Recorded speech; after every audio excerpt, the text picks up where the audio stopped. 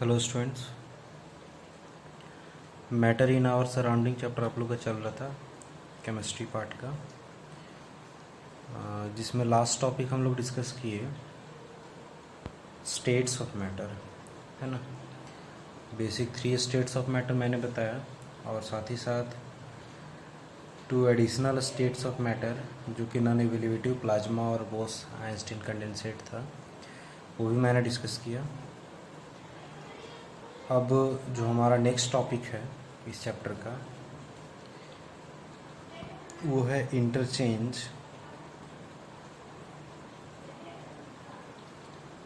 In states of matter.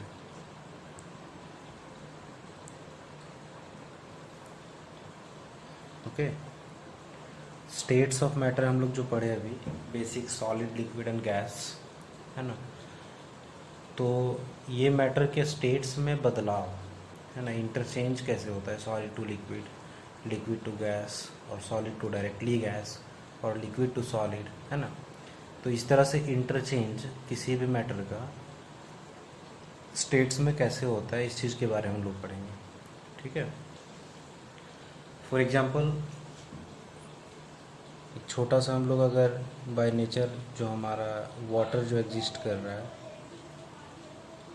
है ना, water के अगर स्टेट्स के बारे में अगर हम लोग बात करें, तो ये वाटर तीनों स्टेट्स में हमारा पाया जाता है ना। सॉलिड में भी, लिक्विड में भी, और गैस में भी, तीनों ही स्टेट्स में ये पाया जाता है। सॉलिड की अगर बात करें तो आइस के बारे में आप लोग सुने ही होंगे और देखे भी होंगे। आइस का स्टेट कैसा है? सॉलिड, जो कि वाटर का ही स्टेट है ना। वाटर को जब हम फ्रीज कर देते हैं, है ना, काफ़ी लो टेम्परेचर पे, तो उस कंडीशन में वो जो है वाटर से कन्वर्ट हो जाता है किस में?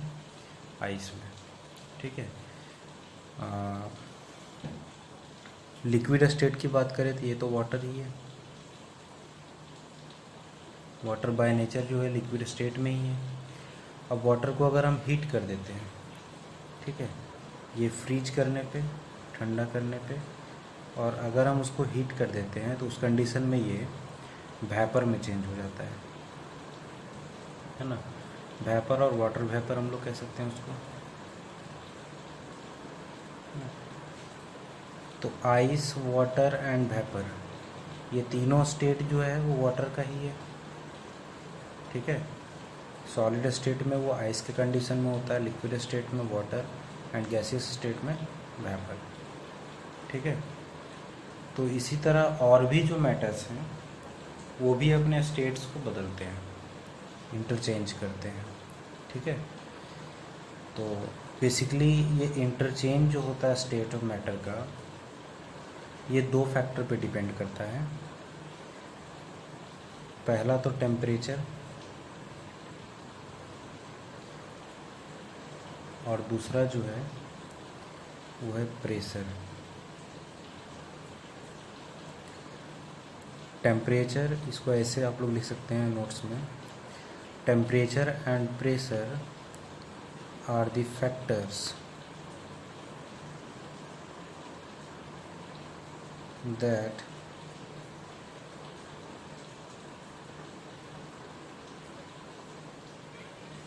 affect the states of matter। Okay, ये 2 फैक्टर हैं जो स्टेट्स ऑफ मैटर को अफेक्ट करते हैं।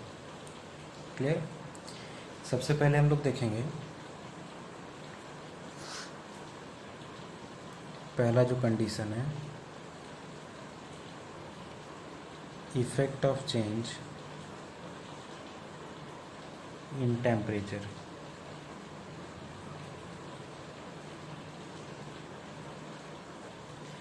टेम्परेचर में अगर बदलाव किया जाए तो स्टेट्स ऑफ मैटर में क्या इफेक्ट होता है, ठीक है।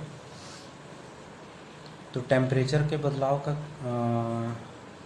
बेसिकली हम लोग ऐसे कह सकते हैं, टेम्परेचर बदलना, या इसका मतलब ये हुआ कि जो भी मैटर है उसको या तो हीट करना या फिर कूल करना, मीन्स टेम्परेचर को या तो इंक्रीज कर देना या फिर डिक्रीज कर देना, है ना। तो ऑन इंक्रीजिंग और decreasing the temperature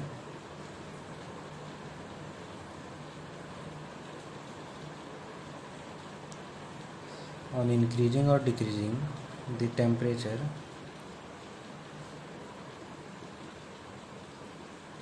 the states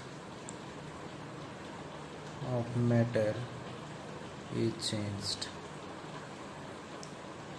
temperature को हम इंक्रीज करें या डिक्रीज करें, ठीक है, मैटर का स्टेट जो है वो बदलेगा, ठीक है।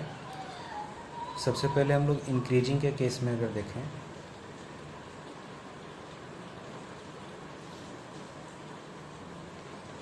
ऑन इंक्रीजिंग, नोट्स में आप लोग ऐसे ही पॉइंट आउट करके लिख सकते हैं, ठीक है। बाकी बुक से आप स्टडी कीजिएगा तो बहुत ज़्यादा बेहतर से बेहतर नॉलेज मिलेगा, है ना।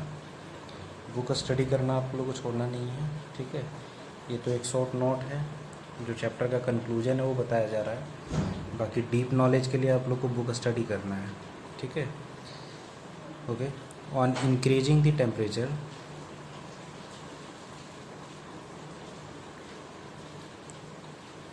On increasing the temperature of solids, अगर सॉलिड स्टेट में कोई मैटर है और उस पर अगर हम टेम्परेचर को इंक्रीज करते हैं, ठीक है, तो क्या होगा, the kinetic energy, kinetic energy के बारे में आप लोग क्लास 9th में पढ़े, क्लास 8th में भी पढ़े होंगे, है ना। काइनेटिक एनर्जी बेसिकली मोशन के द्वारा जो हमारा एनर्जी प्रोसेस होता है ना। तो kinetic energy of the particles, solid के जो पार्टिकल्स हैं उसका काइनेटिक एनर्जी क्या होता है, इंक्रीज हो जाता है। जब हम टेम्परेचर को इंक्रीज करेंगे तो सॉलिड के पार्टिकल का काइनेटिक एनर्जी इंक्रीज हो जाएगा। कहने का मतलब ये हुआ कि जो पार्टिकल सॉलिड में है, मैंने बताया था जो भी पार्टिकल्स होते हैं सॉलिड में, लिक्विड में या गैस में, वो ऑलवेज मूव करते रहते हैं, है ना, मोशन में होते हैं, ठीक है। तो काइनेटिक एनर्जी इंक्रीज होने का मतलब ये हुआ कि पार्टिकल का मोशन जो है वो और भी ज़्यादा क्या हो जाता है, बढ़ जाता है, इंक्रीज हो जाता है, ठीक है। Kinetic energy of particle increases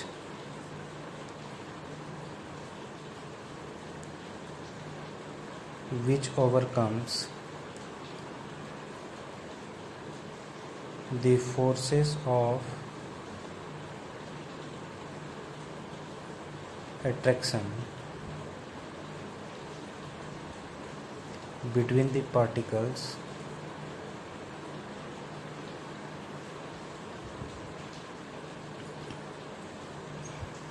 और इस वजह से क्या होता है कि पार्टिकल्स के बीच के जो फोर्स ऑफ अट्रैक्शन है ना, काफ़ी स्ट्रांगली वो बाउंड होते हैं। सॉलिड के जो पार्टिकल्स हैं वो एक दूसरे से काफ़ी क्लोजली पैक्ड होते हैं, लेकिन जब उस पर हम टेम्परेचर अप्लाई करते हैं, टेम्परेचर को जब इंक्रीज करते हैं तो उस पार्टिकल का काइनेटिक एनर्जी क्या होता है, इंक्रीज हो जाता है। मीन्स पार्टिकल जो है वो और भी ज़्यादा मोशन में हो जाते हैं, जिसके कारण उसका फोर्स ऑफ अट्रैक्शन क्या होता है, धीरे धीरे लूज होने लगता है, ठीक है।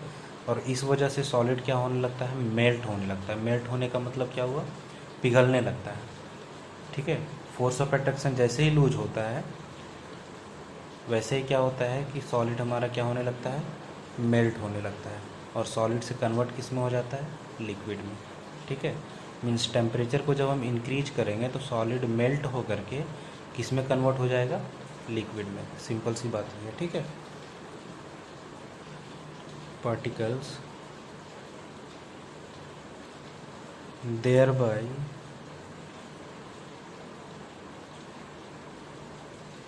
solid melts, इस वजह से क्या होता है, सॉलिड मेल्ट हो जाते हैं, पिघल जाते हैं।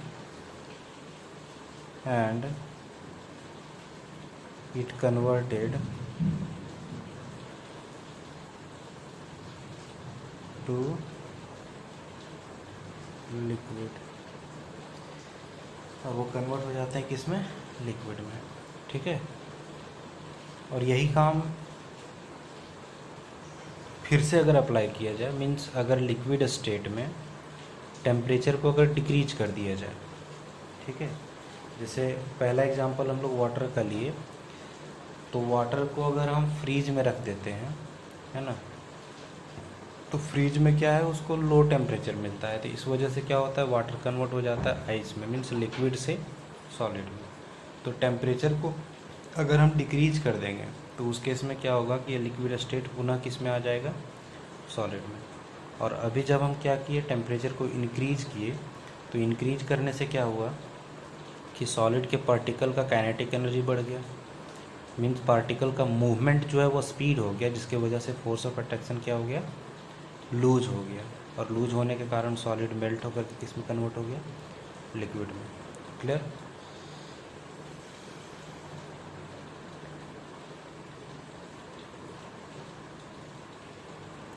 यहाँ पे एक पॉइंट आपका आता है melting point.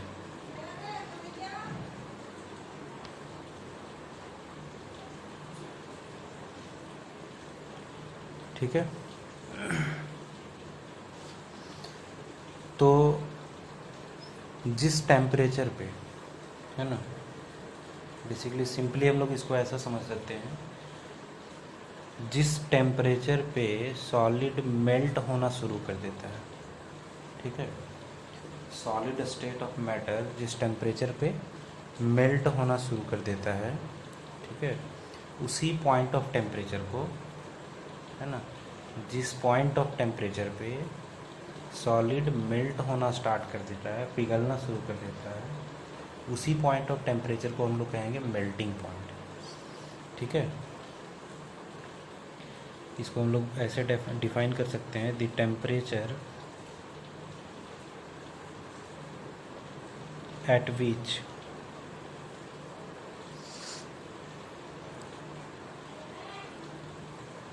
a solid melts to become a liquid at the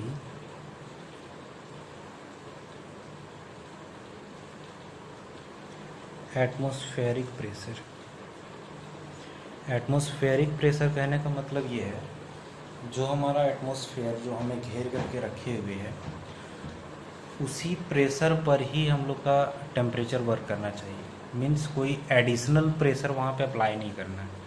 ठीक है, तो जो हमारा एटमॉस्फेयर का प्रेशर है, उसी प्रेशर पर वह पॉइंट ऑफ टेम्परेचर जहाँ सॉलिड मेल्ट होना शुरू कर देता है, उसी पॉइंट ऑफ टेम्परेचर को हम लोग क्या कहेंगे, melting point is called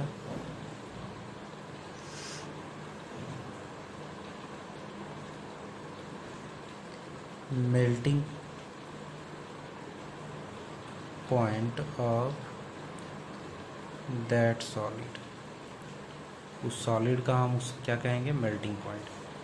her एक सॉलिड मैटर का मेल्टिंग पॉइंट एक जैसा नहीं होगा, इस चीज़ को आप ध्यान दें, क्योंकि सारे सॉलिड थिंग्स जो हैं वो एक ही जैसा तो नहीं होते, एक ही जैसा स्ट्रांग, एक ही जैसा पार्टिकल का तो नहीं बने होते हैं। कुछ बहुत ज़्यादा स्ट्रांग होते हैं, कुछ वीक होते हैं। ठीक है, तो जिस तरह के सॉलिड होंगे उसी तरह से उसका मेल्टिंग पॉइंट होगा। जितना ज़्यादा उसके पार्टिकल्स क्लोजली पैक्ड होंगे, जितना स्ट्रांगली वो बाउंड होंगे, उतना ही ज़्यादा उसका मेल्टिंग पॉइंट होगा। ठीक है,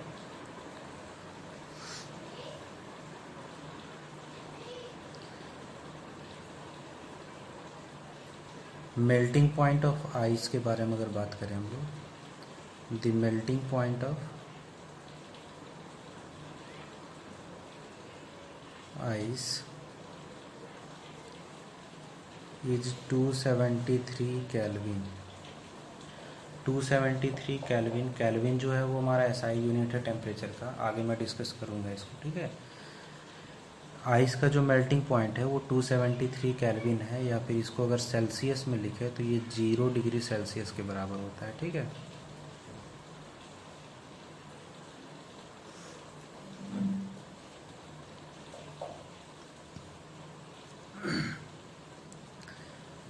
एक और पॉइंट इस टॉपिक में हमारा आता है, effect of change in temperature में, इसको भी मैं डिस्कस कर ही देता हूँ।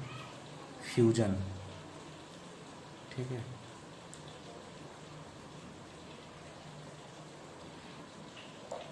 फ्यूजन तो सिंपली आप ये समझिए कि मेल्टिंग प्रोसेस को ही फ्यूजन कहा जाता है। ठीक है, कोई एडिशनल दिमाग इसमें लगाने का ज़रूरत नहीं है। बेसिकली जो हमारा मेल्टिंग प्रोसेस है ना, सॉलिड का मेल्ट होना, सॉलिड का पिघलना जो है, ये पिघलने का प्रोसेस ही हमारा फ्यूजन कहलाता है। ठीक है,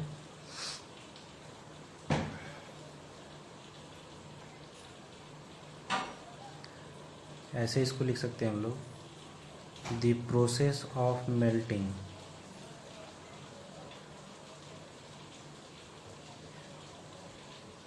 that the process of melting that change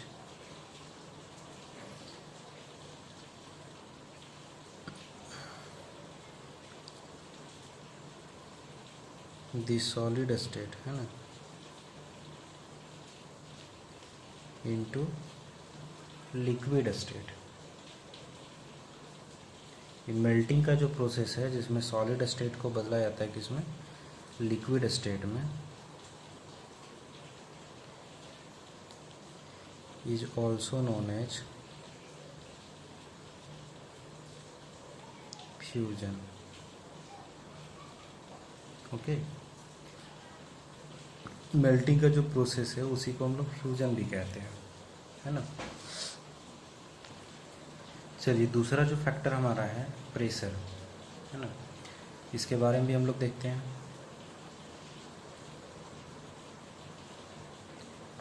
effect of change of pressure, pressure को भी अगर हम चेंज करेंगे, ठीक है, इंक्रीज और डिक्रीज करेंगे तो उससे भी हमारा स्टेट्स ऑफ मैटर अफेक्ट होता है। ठीक है, पॉइंट आउट करके इसको भी हम लोग चलते हैं।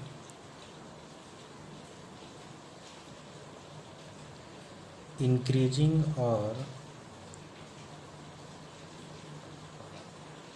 डिक्रीजिंग द प्रेशर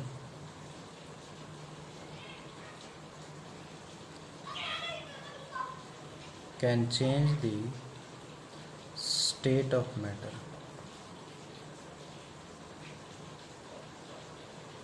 ठीक है, एलपीजी के बारे में आप लोग सुने होंगे, लिक्विफाइड पेट्रोलियम गैस, है ना, गैस है बट लिक्विड स्टेट है कि नहीं। या फिर एक और चीज़ आप लोग देखे होंगे, कंप्रेस्ड नेचुरल गैस, ये भी है। ठीक है, सीएनजी जो हमारा है ना। तो बेसिकली ये जो हमारा एलपीजी है या सीएनजी है, ये कंप्रेस्ड नेचुरल गैस या लिक्विफाइड पेट्रोलियम गैस, है ना। तो गैस जो है वो लिक्विड स्टेट में आ गया है, कैसे, ठीक है, ड्यू टू प्रेशर।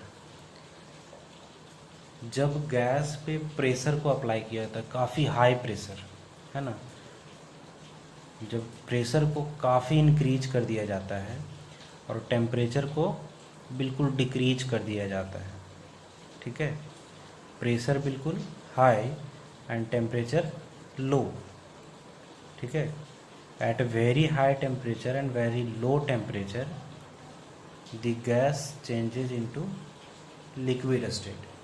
ठीक है, मीन्स गैस जो है वो लिक्विफाइड हो जाता है किस केस में, जब प्रेशर को काफ़ी इंक्रीज कर दिया जाता है और टेम्परेचर को काफ़ी डिक्रीज कर दिया जाता है। ठीक है, इसको भी आप लोग नोट कर लीजिए, काफ़ी इम्पोर्टेंट चीज़ है।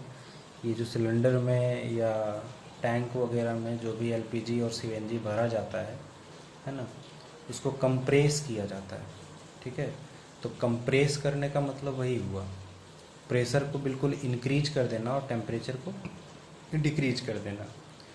तो high pressure and low temperature के कारण जो गैसेस होते हैं वो कंप्रेस हो जाते हैं और कंप्रेस होकर के वो गैस से लिक्विड में चेंज हो जाते हैं। ठीक है।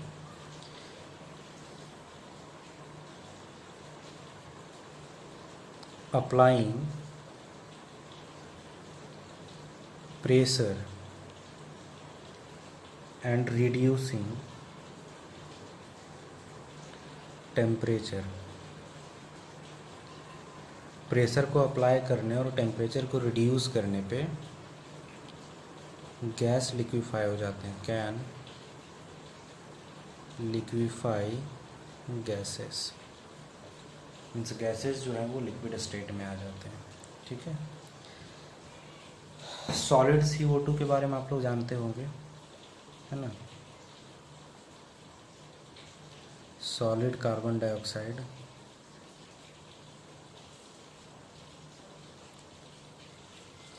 ये सॉलिड कार्बन डाइऑक्साइड को जो है वो काफ़ी हाई प्रेशर पे स्टोर किया जाता है ना। काफ़ी हाई प्रेशर और टेम्परेचर बिल्कुल लो। ठीक है।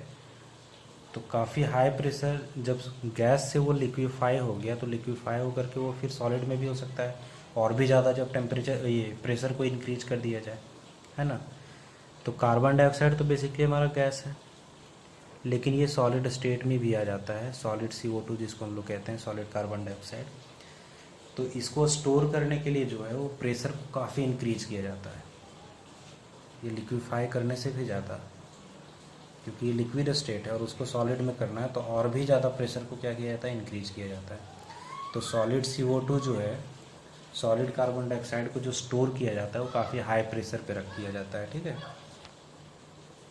इसको हम लोग ऐसे लिख सकते हैं, सॉलिड CO2 इज स्टोर्ड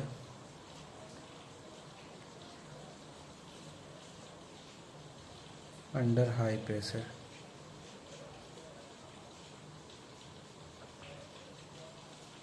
है ना। अच्छा, इसको ड्राई आइस भी कहा जाता है। ठीक है। क्योंकि लिक्विफाई होकर के वो फिर सॉलिड में आता है ना।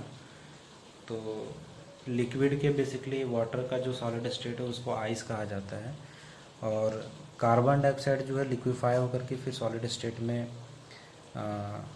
हमारा आता है। इस वजह से जो है सॉलिड कार्बन डाइऑक्साइड को हम लोग ड्राई आइस भी कहते हैं। इसको ध्यान रखिएगा आप लोग। ठीक है। It is also known as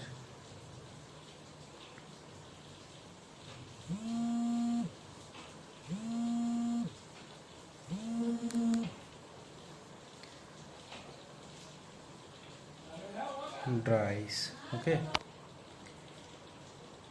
अच्छा, ये दोनों फैक्टर्स के बारे में लोग डिस्कस कर लिए और इन्हीं फैक्टर्स में से कुछ और भी एक दो इम्पॉर्टेंट पॉइंट्स हैं हमारा, उसको भी मैं डिस्कस कर देना चाहता हूँ।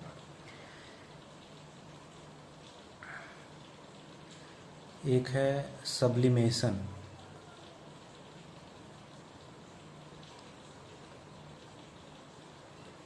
ये सब पॉइंट्स इंपॉर्टेंट है, आपका एग्जामिनेशन में भी पूछा जाता है।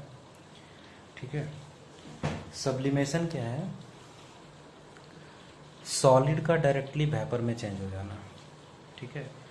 जब टेम्परेचर को इंक्रीज किया जाता है तो कुछ ऐसे भी मैटर हैं जो सॉलिड से लिक्विड स्टेट में नहीं जाते हैं। पीछे तो हम लोग टेम्परेचर फैक्टर में हम लोग देखे कि जब टेम्परेचर को इंक्रीज किया जाता है तो सॉलिड मेल्ट होकर के किस में चेंज हो जाते हैं, लिक्विड में। लेकिन कुछ ऐसे भी मैटर हैं, है ना, कुछ ऐसी भी चीज़ें हैं जिस पे जब हम लोग टेम्परेचर अप्लाई करते हैं तो वो सॉलिड से लिक्विड में कन्वर्ट नहीं होते हैं, बल्कि सॉलिड से डायरेक्टली वेपर में चेंज हो जाते हैं, मीन्स डायरेक्टली गैस में, है ना।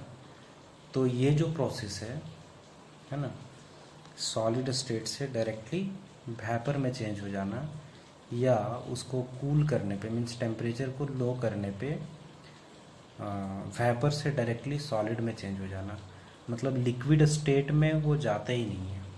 ठीक है।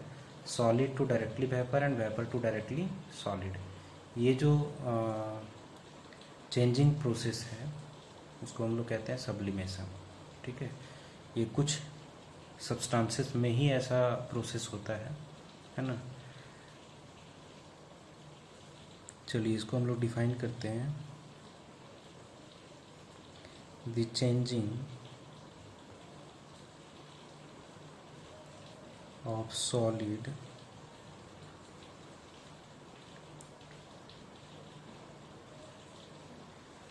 directly into vapors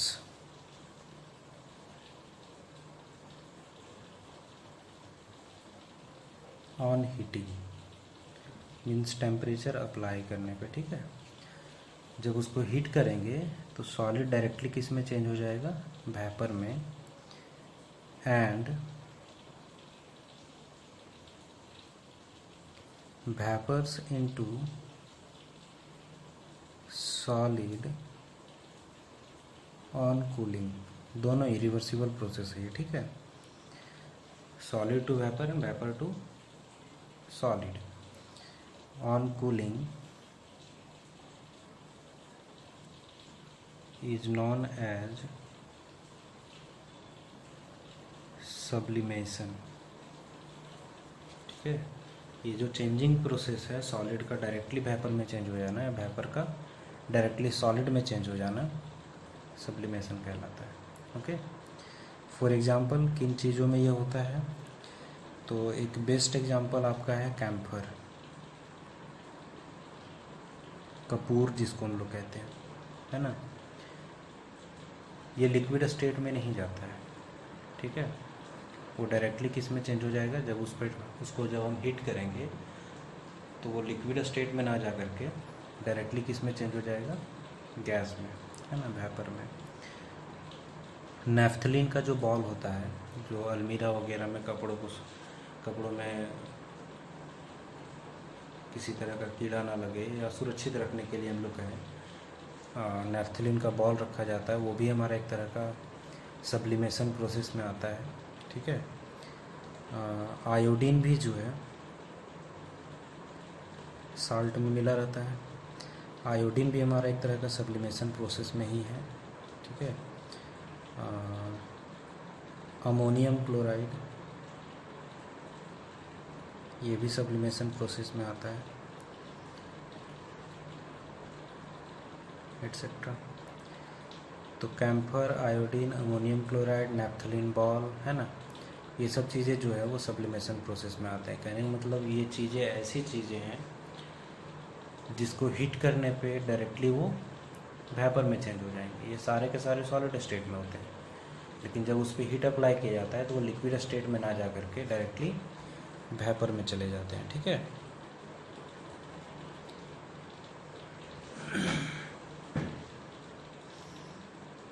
एक और पॉइंट इसमें है, लेटेंट हीट,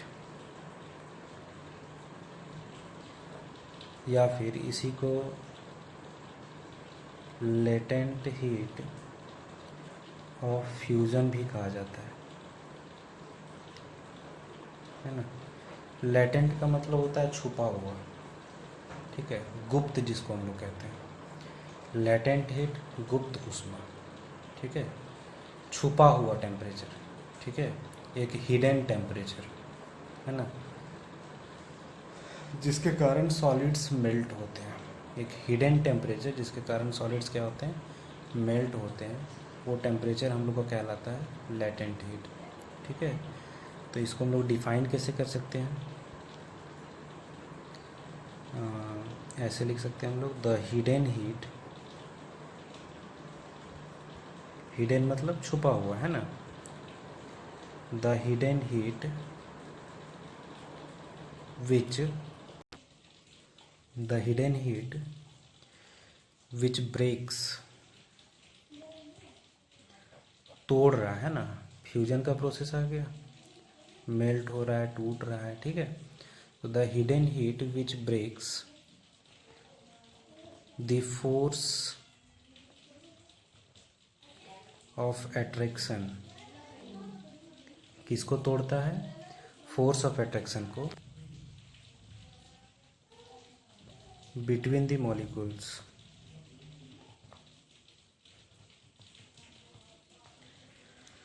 मॉलिक्यूल्स के बीच में या हम लोग कहें पार्टिकल्स के बीच में जो फोर्स ऑफ अट्रैक्शन है उसको वो ब्रेक करता है। ठीक है, तो वह हिडन हीट, वह छुपा हुआ हीट जो कि हमारा फोर्स ऑफ अट्रैक्शन, मॉलिक्यूल्स के बीच का जो फोर्स ऑफ अट्रैक्शन उसको तोड़ता है। किस केस में? During change of state, solid का लिक्विड में या गैस में कन्वर्ट होने के दरमियान जो फोर्स ऑफ अट्रैक्शन को तोड़ने का काम करता है हिडन हीट, है ना, उसी को हम लोग कहते हैं लेटेंट हीट और लेटेंट हीट ऑफ फ्यूज़न, है ना, इज नॉन एज